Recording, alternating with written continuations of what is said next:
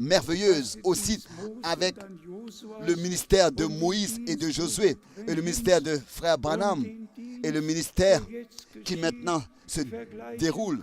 Nous pouvons comparer cela. Sous Moïse, l'appel à sortir, la délivrance de tout l'esclavage a eu lieu.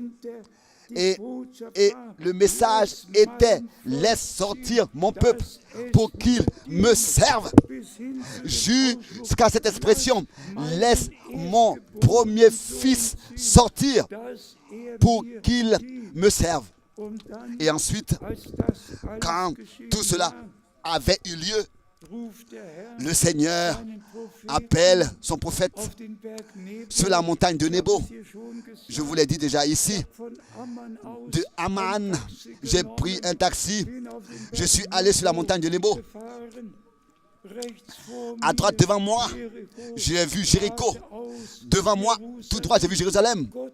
De la montagne de Nebo, on pouvait bien voir ça. Dieu a pris son serviteur sur la montagne de Nebo. Et Moïse pouvait voir le pays de la promesse. Mais sous Josué, c'est seulement plus tard sous Josué que l'introduction d'entrer dans la réalité de tout ce que Dieu avait promis du temps de Moïse a eu lieu. L'arche de l'alliance contenant la parole révélée à Moïse a été portée du temps de Josué sur l'épaule des sacrificateurs. Et c'est ainsi qu'ils sont allés au Jourdain. Et le Jourdain s'est divisé. La parole de Dieu a été portée par les Lévites et elle était dans l'arche de l'alliance. De la même manière, c'est encore aujourd'hui la même chose.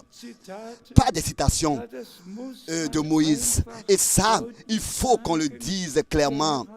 Le Seigneur ne m'a pas parlé et ne m'a pas dit, je vais t'envoyer de ville en ville pour prêcher des citations du prophète. Non, il m'a dit, je t'enverrai de ville en ville pour prêcher ma parole.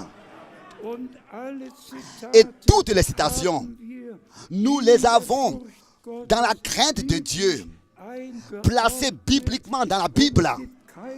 Et il n'y a aucune contradiction entre ce que frère Branham a enseigné et entre ce que les Saintes Écritures nous enseignent et nous ont transmis. Une harmonie divine existe. Et je vous demande, qu'est-ce que frère Branham a dit sur les 7 tonnerres? Rien dit, presque rien du tout, rien du tout. Il n'y a même pas d'enseignement sur les 7 tonnerres. Ça n'existe même pas. Mais et malgré tout, combien d'enseignements de 7 tonnerres on a aujourd'hui? Non, c'est de la séduction, c'est du mensonge, c'est de la tromperie qui est faite aujourd'hui. Et c'est pour cette raison qu'il faut que cela soit dit clairement. Sous Moïse, l'exode, et sous Josué, l'introduction dans le pays. Sous frère Branham, l'exode de tout le désordre, de tout l'esclavage dans les dénominations. Et maintenant, l'introduction dans la parole promise pour cette époque. Et c'est pour cette raison que nous sommes reconnaissants à notre Dieu de tout notre cœur et de toute notre âme. Et qu'est-ce que frère Branham pouvait encore dire? Si vous voulez savoir à quelle heure il est, regardez votre montre.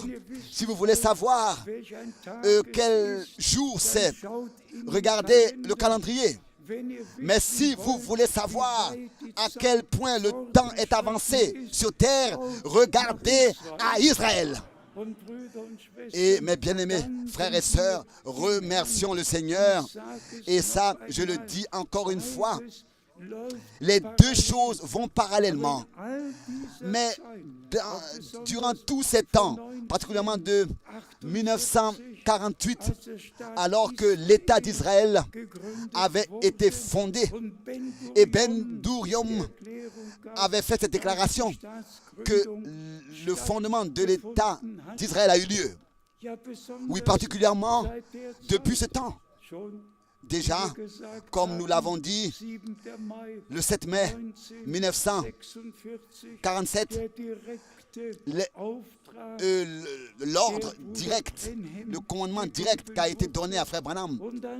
Et ensuite, nous voyons simplement comment est-ce que le Seigneur lui-même a conduit toutes choses et dirigé toutes choses d'une manière que nous pouvons par cela reconnaître à quel point le temps est arrivé, est avancé. Et encore une pensée, bien-aimés frères et sœurs, dans Romains, le chapitre 8, seulement pour que vous puissiez savoir que aussi toute la création